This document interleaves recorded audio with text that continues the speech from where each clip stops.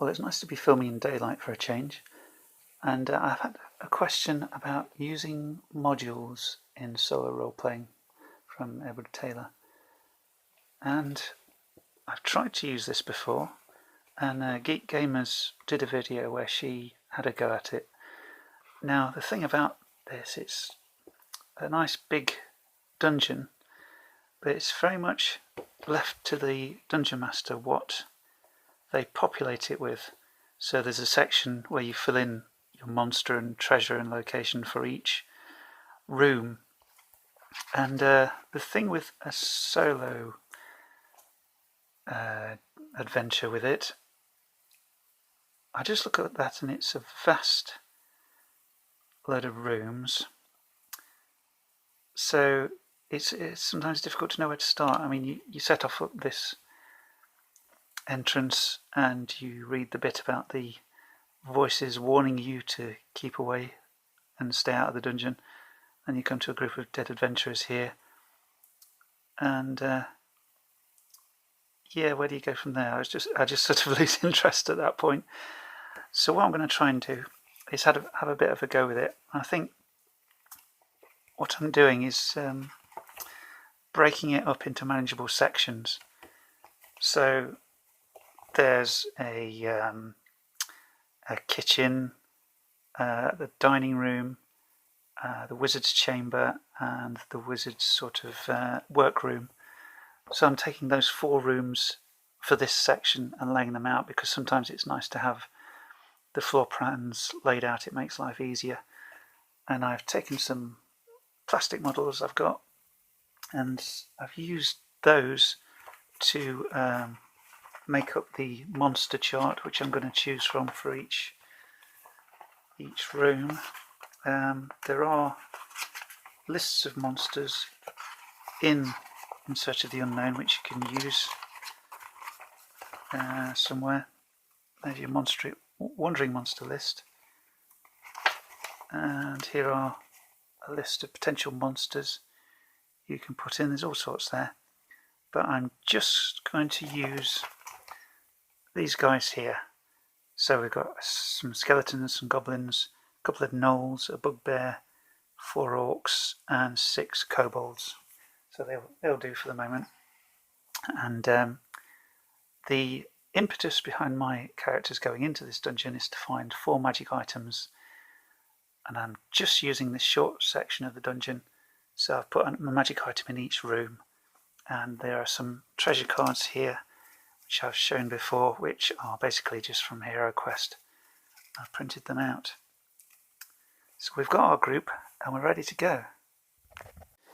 So we're faced with the door, and I've got my fate die here with your yes, yes but, yes and, no, no but, no and. And I'm going to ask the question, are my characters able to get through the door easily? You know, how awkward is it? Is it okay to get through? No, it's not. They're going to have to break through. So let's see how they're going to do that. So I'm going to say that the door has 2 hit dice, let's say, of hit points that they have to break down. So we've got a 1 and we've got a 5. That's a total of 6. So my warrior is going to hit it with her sword. 1d8 plus 1. 3. My rogue, she may as well have a go with her sword. 1d8. 2. So they've almost broken through and they're making a lot of noise. Now the cleric may as well have a go. What's her mace do? That's 1d6. So they've battered down the door and made a lot of noise, but never mind. Okay, we're going to move in. Now, the rogue is going to check for traps. So I'm going to roll a fate die to see if there are any traps. No, there aren't. So if there were traps, I would have made her check with her trap finding skill. Whatever that's called, I can't remember now. So we've got the thief. I would say delicate tasks, maybe. Yeah, something like that.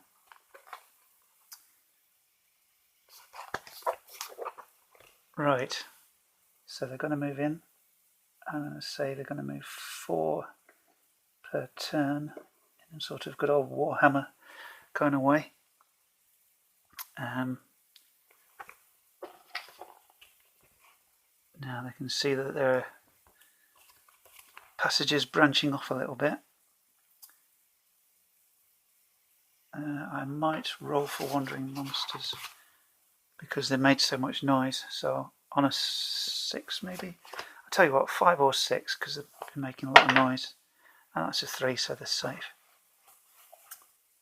So they're going to come up to this part here. And decide where to go. I think they're going to go for the dining room first. So let's move the cleric up and then the rogue. Oops. Put the wizard at the back. Right, now how do we manage with this door? I think the warrior is pretty strong. She's got 15 strength. So open doors, 15, 1 or 2. That's seriously it.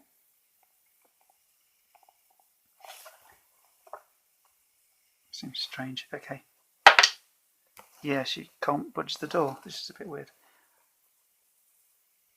So I don't know, the rogue is going to have a go. So I'm not doing stuff like this. Open locks. Oh gosh, that's pathetic. 10%. She's level 2, isn't she? Yeah. Okay, 15%. That's really not worth rolling, is it?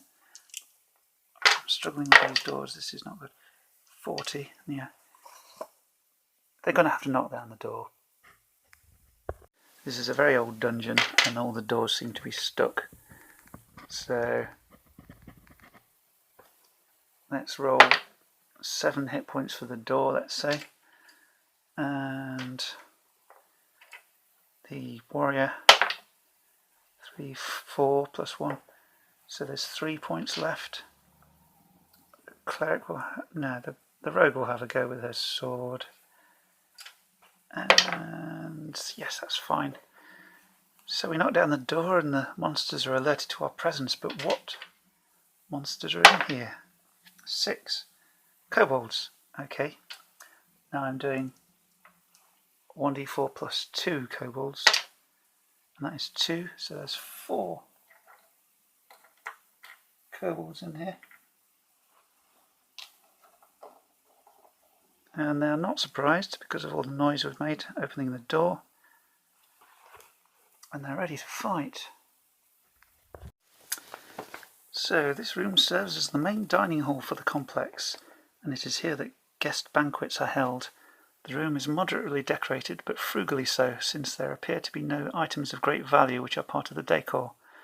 A nicely carved wooden mantel surrounds the room at a height 7 feet off the floor, and the stone walls are also carved in simple yet pleasant designs. There are a number of tables and chairs in the room, these being of wooden construction and quite utilitarian in nature.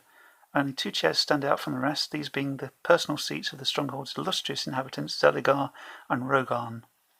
Both of these chairs are ornately carved walnut, formed from an enormous block of wood which forms a portion of the wall in the northeast corner of the room. Upon closer examination, it will be seen that the chairs themselves are actually fixed seats connected to the wooden structure, thus being unremovable. This great beauty is apparent, but is marred by a greenish fungus growing on portions of the walnut. It is obvious the seats have not been used for quite some length of time. The lesser tables and chairs are scattered about, and several are overturned. All of these furnishings are of hard maple. They show wear, although they have obviously not been used recently. The entire room has a musty, mildewy smell to it. And on the map, that is there. So, what are we going to do about these kobolds? Well, I'm going to use the roll the dexterity of the monsters thing for initiative. So they have 14, which is quite a lot. So let's factor that in. So my characters have dexes of 7, 17, 13 and 13. So only one of my dudes is going to go first. And then the kobolds will go. So Sarah the cleric has a dex of 17. So she can move first. And I'm going to say that she's sort of stuck behind these dudes, isn't she? So I think the kobolds are going to go first. So these... Oh gosh, tactically I've made a mess here, haven't I? Because it's made so much noise coming in that the kobolds are all ready to attack. So this dude here will attack my rogue, which she really doesn't need. And gosh, armor class, come on. 13, sorry, 13 plus. And he misses. Number 2 will attack my fighter, Georgina. Her AC is 18. And he rolls a 19, which is not great. So she takes 1d6 damage. 4. Okay, she's down to 12. How has she got so many hit points? I can't remember. Okay. The other 2 kobolds can't do anything. Now, I guess it doesn't matter about the rest of my character's play order. So, Georgina gets a +1 to hit, I think. Okay, looking at the fighter rules, my level 2 fighter here can make 2 attacks per turn on monsters with 1 hit dice or less. So she gets +1 to melee.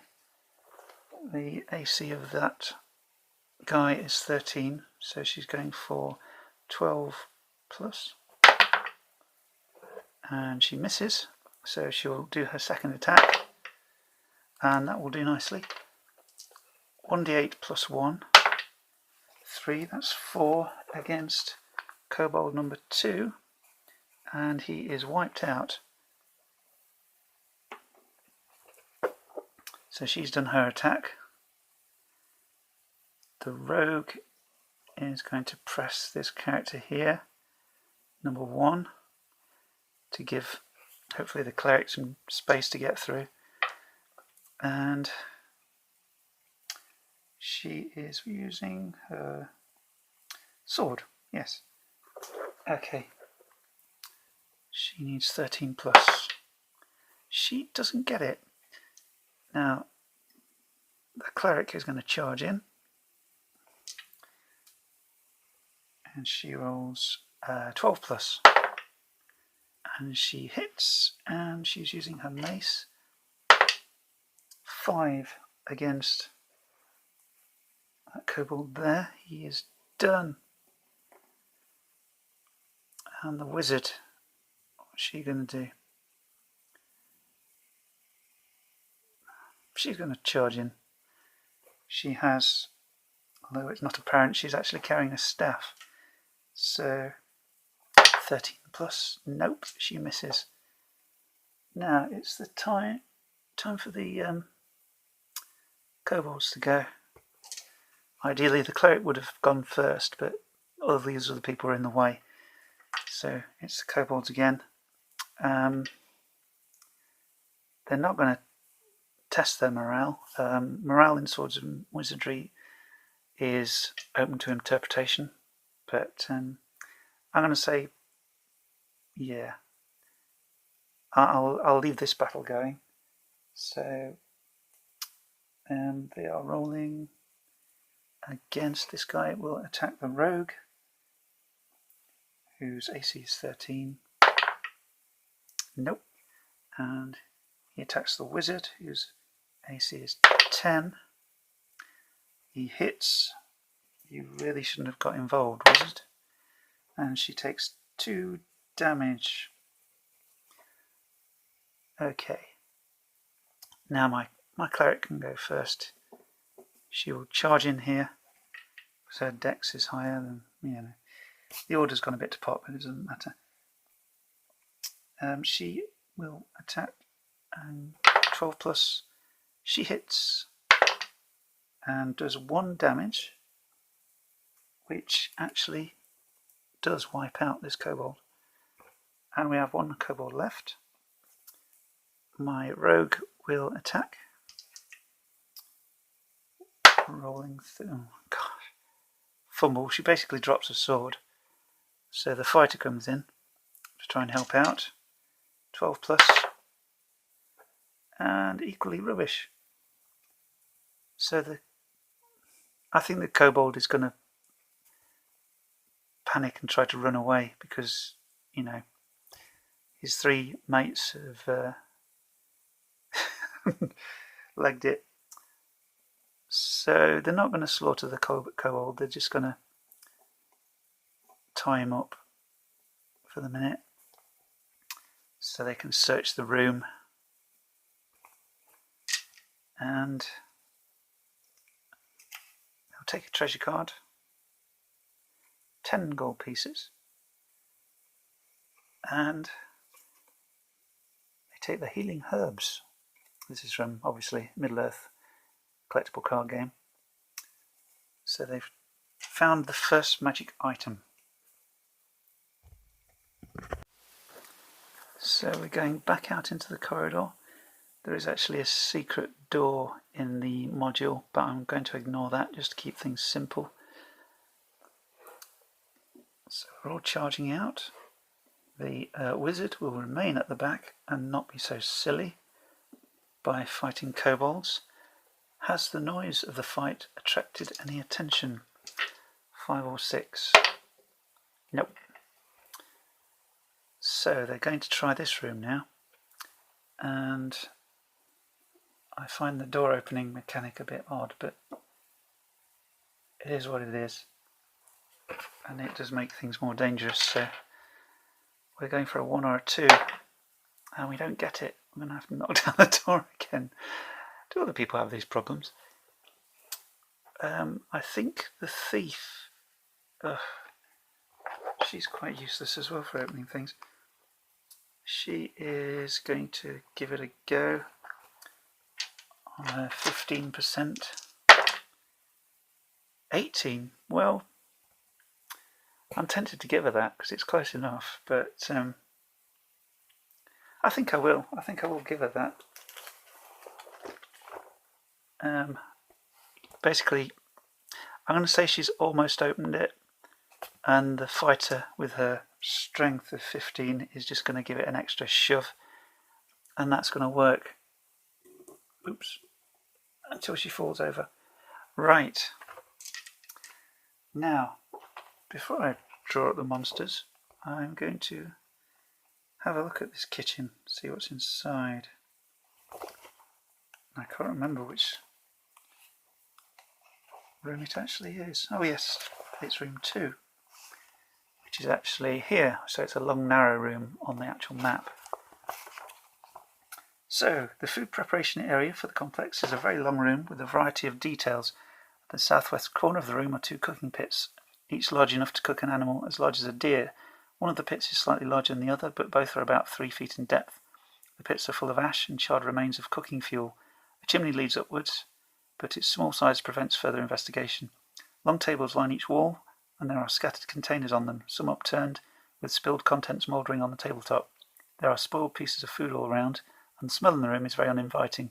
One chunk of mouldy cheese in particular is particularly noxious, as a fuzzy green growth covers its entirety. Hanging from above are a variety of utensils, and some other of these are scattered about on the floor of the room. These are nothing more than pots and pans of various sizes, although there is a large cast iron kettle suspended from the ceiling by a thick chain. The kettle is empty. Now, what monsters are in here on my very small monster chart? So that's a 3. There are 1 to 2 gnolls. So 1, 2, 3 is 1. 4 to 6 is 2. There are 2 gnolls. They must have been attracted by the smell of the mouldy cheese. And we didn't make so much of a noise coming in, so I'm going to roll for surprise. So gnolls are tall humanoids with hyena-like heads. They may be found both above ground and in subterranean caverns.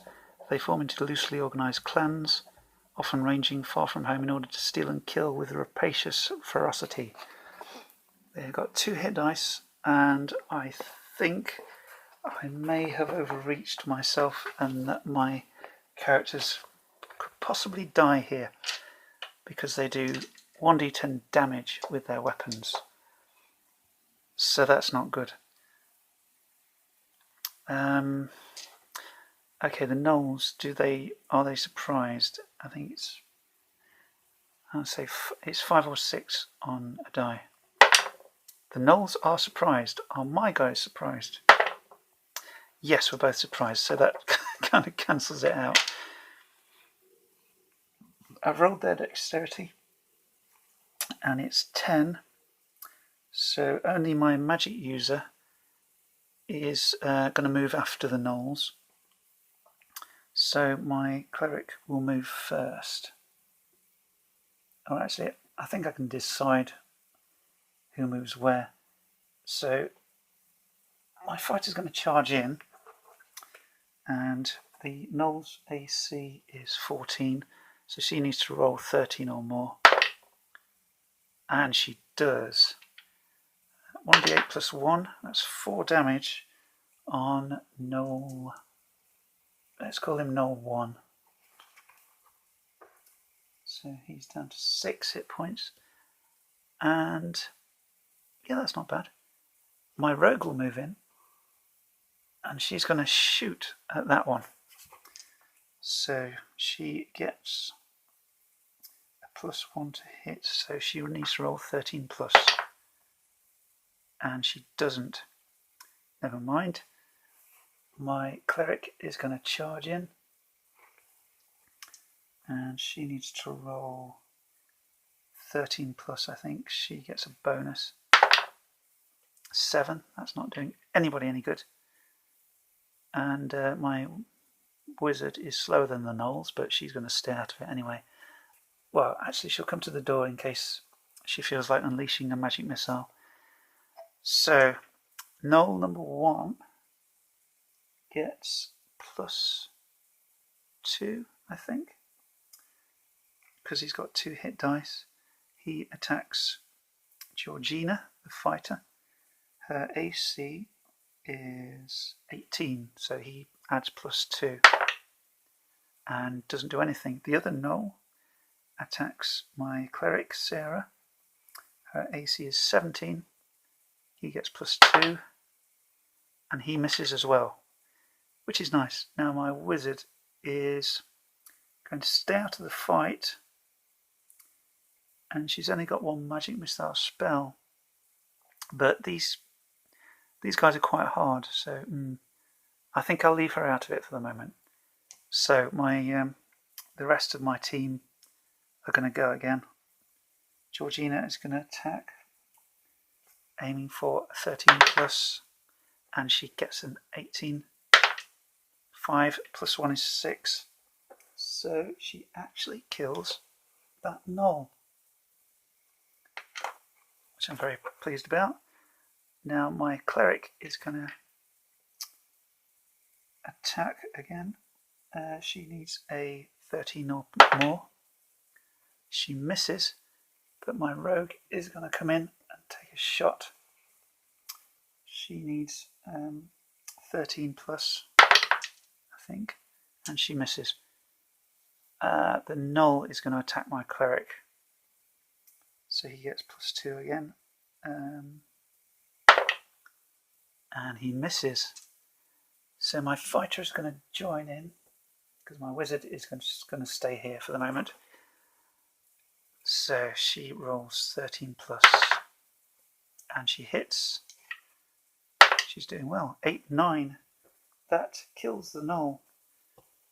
I thought they'd be really tough, and I guess they were, but I just was lucky. Okay. Now, they are able to search the room and find the next magic item, which is the Scroll of Isildur, which is nice. And they can search for other treasure. More gold. 50 gold coins, that'll do nicely. Okay, this video is getting quite long and I don't want to make it an epic, so we're going to call this the end of part 1.